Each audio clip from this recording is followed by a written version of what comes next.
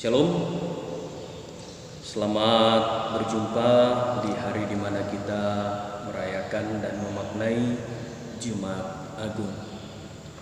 Lihat kesempatan pada saat ini kita akan kembali mendengarkan firman Tuhan yang terdapat dalam Yohanes pasal 19 ayat 28 sampai 37. Dan sebelum kita membaca firman Tuhan, marilah kita berdoa.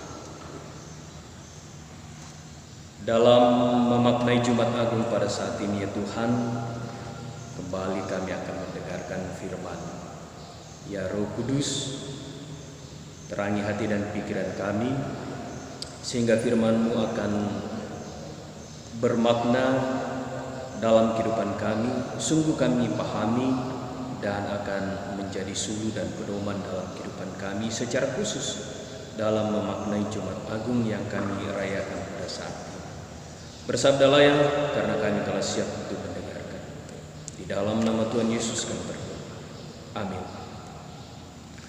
Bapak, Ibu, dan saudara-saudara, bacaan kita dari Yohanes pasal 19 ayat 28 sampai 37 berkata, Yesus mati. Sesudah itu karena Yesus tahu bahwa segala sesuatu telah selesai, berkatalah Ia, supaya genaplah yang ada tertulis dalam kitab suci, aku haus. Di situ ada suatu bekas penuh anggur asam. Mereka mencucukkan bunga karang yang telah dicelupkan dalam anggur asam pada sebatang hisop, lalu menunjukkannya ke mulut Yesus. Sesudah Yesus meminum anggur asam itu, berkatalah Ia, sudah selesai. Lalu Ia menundukkan kepalanya dan menyerahkan nyawa. Karena hari itu hari persiapan, dan supaya pada hari Sabat mayat-mayat itu tidak tinggal tergantung pada kayu salib, sebab Sabat itu adalah hari yang besar, maka datanglah orang-orang Yahudi kepada Pilatus dan meminta kepadanya supaya kaki orang-orang itu dipatahkan dan mayat-mayatnya diturunkan. Maka datanglah prajurit-prajurit lalu mematahkan kaki orang yang pertama dan kaki orang yang lain yang disalibkan bersama-sama dengan Yesus. Tetapi ketika mereka sampai kepada Yesus dan melihat bahwa Ia telah mati, mereka tidak mematahkan kakinya. Tetapi seorang dari antara prajurit itu menikam lambungnya dengan tombak, dan segera mengalir keluar darah dan air. Dan orang yang melihat hal itu sendiri yang memberikan kesaksian itu, dan kesaksiannya benar, dan ia tahu bahwa ia mengatakan kebenaran supaya kamu juga percaya. Sebab hal itu terjadi supaya genaplah yang tertulis dalam kitab suci, tidak ada tulangnya yang akan dipatahkan. Dan ada pula nas yang mengatakan mereka akan memandang kepada Dia yang telah mereka tikam. Demikianlah Injil Yesus Kristus. Berbahagialah kita yang mendengarkan dan melakukannya di tengah-tengah kehidupan kita. Bapak, Ibu, dan saudara-saudara, tema dari bacaan kita mengatakan sudah selesai. Batu yakin naba satu raya nako sundu. Bapak, Ibu, dan saudara-saudara, ketika kita mengikuti sebuah lomba atau pertandingan, apakah kemudian kita merasa lelah atau juga kita merasakan kebahagiaan karena sebuah prestasi? Biasanya kita lalu mengatakan sudah selesai atau berakhir sudah. Bacaan kita pada saat ini mau mengatakan ada sebuah peristiwa yang dijalani oleh Tuhan Yesus. Dan peristiwa itu adalah Via Dolorosa atau jalan salib. Dan hari ini kita memaknai Jumat Agung bersama dengan seluruh umat yang percaya kepada Yesus Kristus Tuhan dan Juru Selamat. Pertanyaan sederhananya adalah, apa sih yang kita mau maknai dari perayaan Jumat Agung? Bapak, Ibu, dan saudara-saudara, ketika kita merayakan Jumat Agung, sebenarnya kita menghayati bagaimana Allah menyatakan pengampunannya kepada manusia.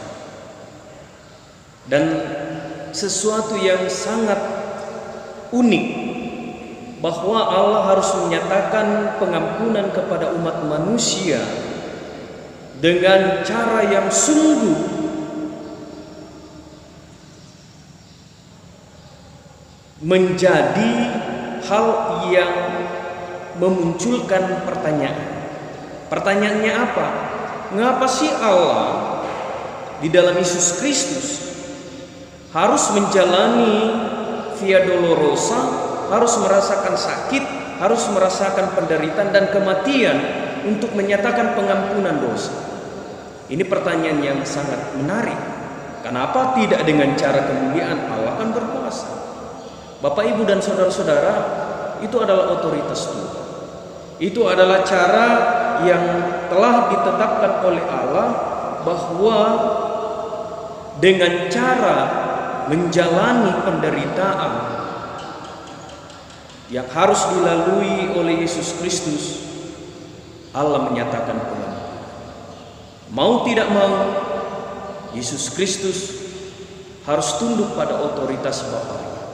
Dia harus menjalani semuanya, harus merasakan sakit, dicambuk, diludahi. Bahkan dalam bacaan kita tadi, dia ketika merasa haus diberikan asam, anggur asam. Bahkan ketika dia mati, lambungnya pun ditikam. Ini adalah sebuah peristiwa yang sangat memilukan. Tetapi di balik yang memilukan itu ada sebuah kasih karunia yang sungguh luar biasa yang Allah nyatakan. Apakah itu?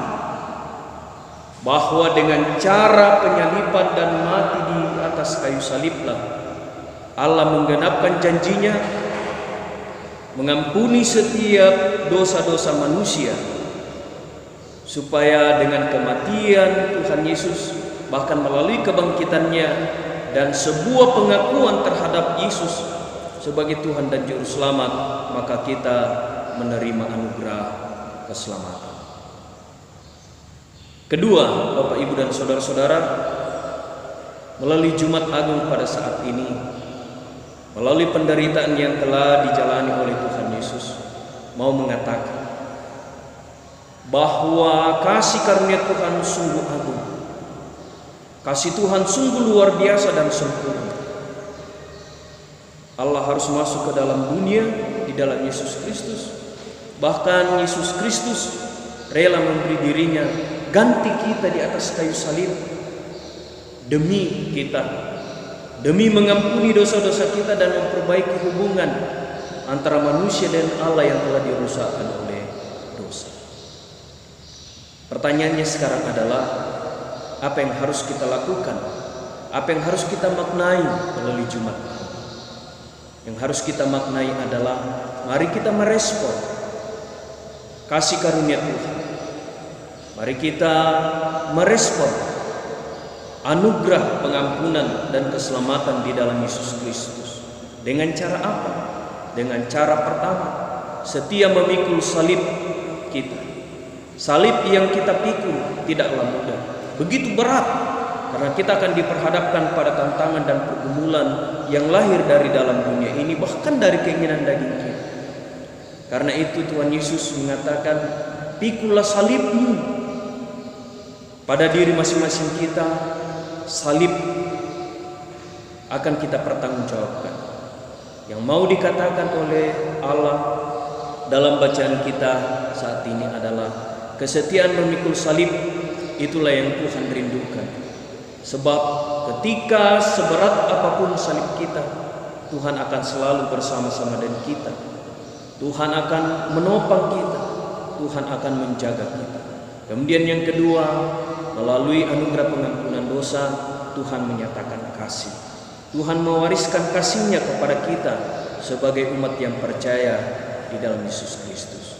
Itu berarti bahwa tidak ada hari-hari kita yang tidak dihiasi oleh kasih. Kasih yang tulus. Jangan kasih ada apanya, tetapi kasih apa adanya yang berakar di dalam Yesus Kristus.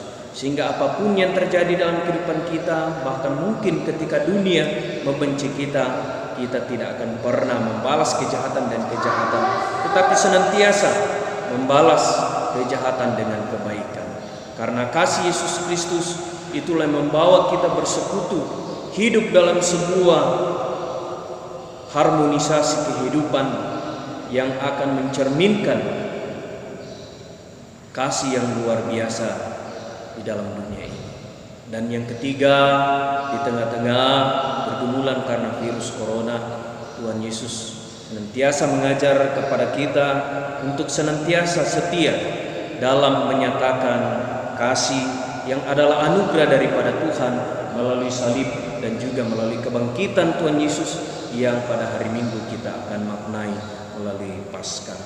Mari menjalani kehidupan keseharian kita dengan memikul salib kita, sebab salib itu sungguh luar biasa indahnya. Sebab di dalam salib itulah kita akan mencerminkan dan memancarkan kasih yang sesungguhnya.